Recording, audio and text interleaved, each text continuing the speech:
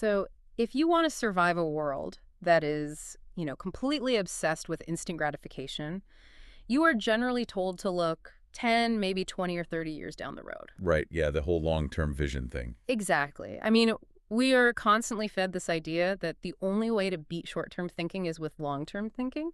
But what if staring into the future is actually the exact thing making you miserable? It is, it's a pretty counterintuitive thought, right? Yeah. Especially since the whole delayed gratification argument is practically the bedrock of modern professional advice. Totally. I mean, we've built entire industries around this concept of, suffering today just to buy a better tomorrow. Which is exactly why we are diving into a truly profound piece today. We know you tune into these deep dives to, cut through all the noise and get straight to the core of complex ideas.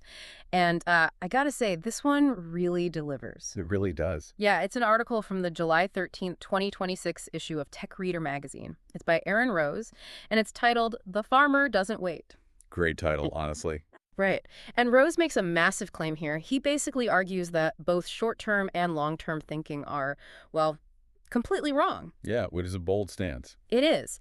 He says the real antidote to our modern anxiety isn't projecting yourself into the future at all. It is about being so deeply, fundamentally present in your craft that the scoreboard, so the payouts, the metrics, all that external validation, it just entirely stops mattering. Okay, let's unpack this because the author is tapping into a very loud, very raw conversation happening right now about, whether trying hard is even a rational thing to do anymore. Yeah, and before we get into the actual mechanics of that, I think we should add a quick note for you listening. So the source material builds its case on some politically adjacent economic data, specifically regarding, wealth concentration, the collapse of meritocracy, and the housing market. Right, some pretty heavy stuff. Exactly. And in this deep dive, we are impartially exploring the author's arguments. We aren't here to endorse the economic data or take any political stance. We're looking strictly at the philosophy of work and identity that the text builds on top of those conditions. Right, because to understand the author's ultimate solution, which is this mindset of the farmer, we have to look at the disease before we can talk about the cure. That makes sense, yeah. So the text spends a lot of time on what it calls the broken scoreboard, and it paints a pretty stark economic reality, honestly. It points out that wealth concentration is at a century high, and entry-level knowledge work is contracting rapidly. Which is terrifying for a lot of people entering the workforce right now. Absolutely. And then for young adults, housing costs have just structurally decoupled from wages. Yeah, and that phrase, structurally decoupled, is really, it's the linchpin of the generational despair the author is analyzing here. Let's actually define that for a second, because it sounds like a dry economics term, but it is, it's deeply personal. Oh, 100%. Structural decoupling basically means doing everything society told you to do right. Getting the degree, landing the entry-level job, working the overtime.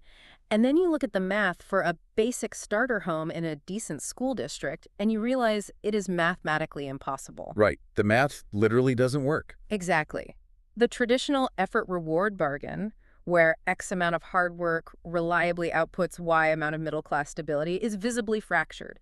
The old ladder of upward mobility has just lost its bottom rungs. And the author validates that disillusionment entirely. Yeah. When young people look at that data and they feel despair, they are reading the evidence correctly. Right. The scoreboard they were told to play on is, well, in many ways, it's glitching out. But here is where I have to push back on the premise of the article a bit. Because if you are a 25-year-old today and you clearly see that the traditional ladder is missing its bottom rungs, isn't it completely logical for people to just stop playing that specific game? Yeah, I see where you're going with this. Right. Or go play a totally different, maybe more toxic game. If the corporate scoreboard is broken, I totally understand why people try to hack a new one. I mean, we see this everywhere with day trading, massive crypto speculation, or people pouring their life savings into, appearance optimization to become influencers. Oh, yeah, the influencer hustle. Yeah. It actually feels like a perfectly rational response to a broken system. Well, what's fascinating here is the author explicitly calls out those exact behaviors. Yeah. And he agrees with your logic. When the primary scoreboard breaks, human beings will naturally scramble to find new game that still converts effort into reward. Okay, so he's not ignoring that. Not at all. He specifically mentions identity performance in the attention economy. People curating and broadcasting this hyper-optimized version of themselves online just to capture likes, sponsorships, or really any form of measurable validation. Just trying to get some points on a board somewhere. Exactly. But the text argues that by pivoting to these alternative games, we are still fundamentally asking the wrong question. Meaning we're just swapping one broken metric for a shinier, more volatile one. Yes. Or rather, the question we are instinctively asking is it still rational to try? We look at the broken incentives, the housing market, the contraction of jobs, and we ask, given all this, why bother? Which is a fair question to ask. It is, but the author says the right question, the only useful question you can ask when the environment turns hostile is, what kind of person do you want to be while you're here? Wow. That is a massive pivot. I mean, Right. we just went from macroeconomics straight into existential philosophy. You are essentially forcing a person to stop obsessing over the environment they can't control and, like, start examining their own internal operating system. It forces a total reevaluation of why we work in the first place. Which brings us to the core metaphor of the text, and here's where it gets really interesting. The author introduces the farmer. Now, typically in self-help or business literature, the farmer is used as the ultimate poster child for delayed gratification. Oh, sure, the whole plant the seeds now, reap the harvest later trope. Exactly. We treat the concept of a farmer like a guy who is aggressively maxing out his 401k. The guy eating plain rice and beans in his 20s so he can buy a boat at 65. Yes. We picture the farmer suffering today, hating the mud, hating the 4 a.m. wake-up calls, but grinding through it purely because he is visualizing a giant pile of corn he gets to sell in October. Right, deferring his life. Right. We think of him as deferring his entire life for a future payout. But Aaron Rose argues that our fundamental understanding of the farmer's patience is entirely wrong. The text completely dismantles that romantic notion. It argues that the farmer is not a metaphor for delayed gratification. Okay, wait, how so? Well, the author insists that when a true farmer is standing in the morning field turning the soil, he isn't deferring anything. He isn't closing his eyes and visualizing himself counting the yield. He's not doing the math on the harvest. No, not at all. He is just in the now, doing the work because the land requires it. You know, the text says something that actually made me stop and reread the paragraph. It says, the harvest isn't the retroactive payoff that makes the work worthwhile. It is merely confirmation of work already done. Yeah, that distinction changes everything about how we view effort. Hold on, let me just process that for a second. If the harvest is just confirmation, does that mean the squidboard isn't actually the goal, it's just the receipt? That's a great way to put it, yeah. It means the work had intrinsic value the moment he turned the soil, regardless of whether a drought comes in August and wipes out the crop. Exactly. And the mechanism behind that is identity. The farmer's identity is not contingent on the outcome of the season. Right. He is a farmer whether the weather is perfect or terrible. He is a farmer whether commodity prices soar or the market crashes. His sense of self is locked into the daily, physical act of showing up, not the eventual scoreboard reading. So he doesn't wake up, check the commodities market on his phone, and wonder if farming is rational today. He just goes to the field. Because the work itself is the point. And this represents an operating system that is almost completely absent from our current modern conversations about motivation. It really is. We are conditioned to think of work entirely as a transactional means to an end. We tolerate a miserable present to purchase a supposedly secure future. But the former inhabits the present fully. I want to look at the psychological toll of that, actually. What happens when we operate on that transactional system and then the system breaks? Because if I have outsourced my entire identity to the payout, you know, if I'm only grinding at a corporate job because I expect the promotion, the house, and the status, and suddenly the economy shifts and those things are gone, that isn't just a financial hit. No, it's not. That is a total collapse of self. And the text points out that this psychological damage is actually the primary crisis of a broken scoreboard. Obviously, financial hardship is undeniably real and painful. But the deeper damage is the loss of our self-concept. When you define yourself by the title you hold, the salary you make, or the engagement metrics on your social media, you have essentially handed your identity over to a third-party algorithm. Oh, wow. You become a ghost in your own life because the machine stopped printing out your validation tickets. That's exactly it. You don't know who you are without the external metric telling you you're doing a good job. And this leads the author to a really fascinating, counterintuitive breakdown of how we currently try to cope with this anxiety, specifically through instant gratification. Because the stereotype is that people chasing instant gratification, the ones endlessly refreshing feeds, checking crypto prices every 10 minutes, looking for quick dopamine hits, we usually think of them as living entirely in the present moment, the whole YOLO, live for today mindset. Right, but the author argues the exact opposite is true. Wait, really? Yeah, the person chasing instant gratification isn't actually living in the present at all. They are living in what the text calls a permanent anxious future. Okay, you're going to have to break down the psychology of that for me. How does checking my phone for likes put me in the future? So, neurologically speaking, the dopamine hit doesn't actually come from the content itself. It comes from the anticipation. Oh, I see. When you refresh a metric, you are projecting your mind seconds into the future, waiting for the screen to load, waiting for a signal that confirms you're on track. You are essentially asking the universe, am I okay yet? Wow, that's dark.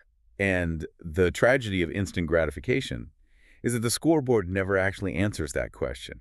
It just generates a new baseline, which forces you to ask the question again 5 minutes later. You are trapped in a loop of anticipating the next second, which means you are never actually inhabiting the current one. So you are basically mortgaging your present peace of mind for a future second that never actually arrives. Exactly. But so, wait. If instant gratification keeps us trapped in an anxious future, then isn't the solution to just adopt a long view? Doesn't the article contradict itself by saying long-term thinking isn't the answer? If short-term thinking makes me neurotic, why shouldn't I adopt a massive long-term vision? If we connect this to the bigger picture, the author resolves this tension by introducing the paradox of the long view. Okay, what's the paradox? The paradox is that people who are genuinely oriented toward the long term are actually the most relentlessly present in the current moment. I'm not sure I follow. How can you be focused on the long term if you are only looking at today? Because you cannot think your way to a good harvest. You can sit on your porch all day visualizing a massive crop 5 years from now, but visualization doesn't make a single stalk of corn grow. Right. The only way to actually produce a future worth having is by full, uncompromised presence in the physical work that is sitting right in front of you today. So the long view is just a byproduct of deeply inhabiting the present. You don't get a 10-year career by planning a 10-year career. You get it by having 3,000 really focused, productive days in a row. Exactly. The person with a true long view isn't obsessing over the future. They're focused on the tools and conditions they actually have their hands on right now. The farmer doesn't ask, am I okay yet? Because he already knows what he is. The question of his identity is settled by the daily fact of showing up. Precisely. I love the philosophy of this. It sounds incredibly grounding. But let's bring this down to earth for a minute, because I know you listening are probably wondering how to actually apply this. Yeah, the practical side. Right. If we know the scoreboard is broken, and we know we need to be present like the farmer, what is the modern equivalent of turning the soil? If I work in middle management, or like I'm a freelance graphic designer, how do I build this identity? The author provides a very clear, actionable answer to that. He calls it craft. And we should clarify, when we say craft, we aren't necessarily talking about taking up woodworking or knitting on the weekends. Right? No. Craft in this context is defined as the ongoing, inexhaustible project of getting better at whatever it is you do. It is an approach to work, not necessarily the output of it. Okay, I'm with you. The defining feature of craft is that it has no finish line. And because it has no finish line, it cannot be invalidated by market shifts, tech disruptions, or a bad quarterly earnings report. Because a market crash can't lay off your internal mastery. Exactly. The text makes a crucial distinction here between reacting and acting. When the economic system feels broken, a lot of people react by retreating. Right, they find shelter. Yeah, they quiet quit, they opt out entirely, they find shelter in community or hobbies, and they basically just try to insulate themselves from the harshness of the world. Which, let's be honest, sounds pretty appealing when you are burned out. Just retreating and saying, I'm not playing this game anymore. The author notes that retreating is a very human response, and it has some merit for self-preservation. But it is fundamentally reactive. It concedes the field to the broken system. Craft, on the other hand, is an acting posture. It's about building your own unshakable infrastructure on the exact same terrain. The farmer doesn't abandon the land because a storm came through. He continues because cultivating the land is who he is. So what does this all mean? Like, let me play devil's advocate here. If I'm a coder and I see generative AI rapidly learning how to do my job, and my response is just to put my head down and focus on the craft of writing basic code, doesn't that risk collapsing into mere stubbornness or denial? I see what you're saying. Are we just happily ignoring the house burning down around us? It feels a bit like polishing a typewriter in 1995. This raises an important question, and it is a trap a lot of people fall into. But the reason true craft is not denial is because craft compounds. Compounds how? It is not about stubbornly doing the exact same rote task forever. It's about investing in the underlying capacity to solve problems. The daily decision to show up for the soil that needs turning, or the story that needs writing, creates a capability that no tool or market crash can take away from you. Ah, okay. So what does that look like in practice? Give me a concrete example from the text. Think of a farmer who has worked a specific piece of land for 30 years. He has a nuanced, almost cellular knowledge of that soil's microclimate and drainage that cannot be summarized in a quarterly report, and it certainly can't be delegated to a new piece of software. Because that knowledge is inseparable from the person. Exactly. Or take a writer who has shipped words every single day for a decade. They have built an internal depth and an editorial instinct that doesn't appear on a balance sheet. Or going back to the coder or engineer, if you spend a decade solving hard problems, you develop a unique pattern recognition. Yes. The depth is in the person. The scoreboard was always measuring the wrong thing anyway. Because it measures output. Right. It measures output, which is temporary. It measures valuation, which fluctuates. Craft measures the person. When you finally realize that the external metrics never actually captured the true depth of your pattern recognition or your internal growth, you stop needing the scoreboard's permission to exist. That is incredibly freeing. If you are listening to this and feeling exhausted by the constant hustle for validation, this is the takeaway. If the reward system is broken, don't try to fix it.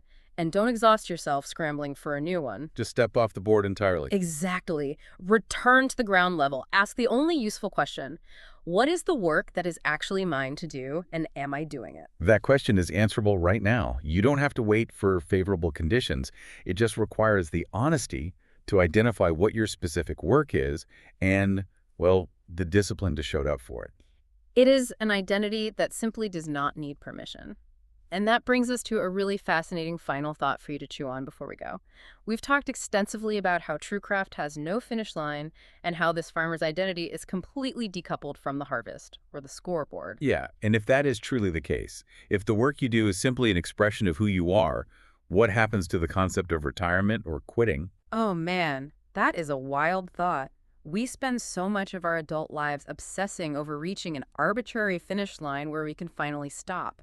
We track the savings accounts, the investments, just waiting for the day we don't have to be ourselves anymore. But if you adopt the farmer's operating system, does the anxiety of needing to reach a final destination completely vanish? It would have to, wouldn't it? Right. If your craft is inexhaustible and your identity isn't tied to a payout, maybe the goal isn't to finally finish the work.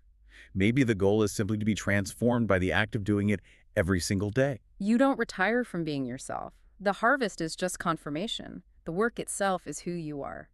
We hope you can carry a bit of this farmer's operating system into whatever work is waiting for you today.